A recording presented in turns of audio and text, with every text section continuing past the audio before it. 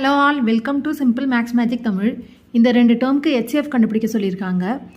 இது எப்படி இருக்குன்னா a minus B whole square ஃபார்மேட்டில் இருக்குது. அதாவது இதோட formula a square minus 2ab plus B square. இந்த ஃபார்மேட்டில் தான் இது இருக்குது. இங்கே ஏவோட வேல்யூ வந்து எக்ஸ், பியோட வேல்யூ வந்து ஒய். அப்போ இதை எப்படி எழுதலாம்னா எக்ஸ் மைனஸ் ஒய் ஹோல் ஸ்கொயர்னு எழுதலாம் ஃபர்ஸ்ட் டேர்மு.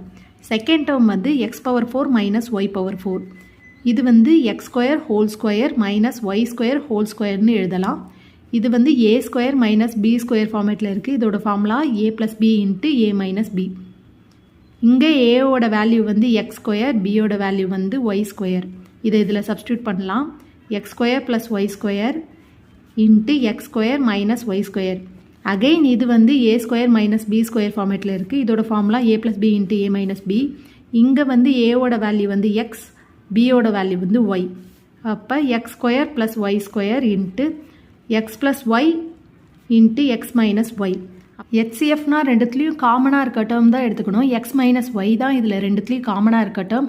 அதிலே லீஸ் பவர் தான் எடுத்துக்கணும். So X minus Y whole power 1 தான் லீஸ் பவர். அதை தான் நம்ம இங்கே எடுத்துருக்கோம்.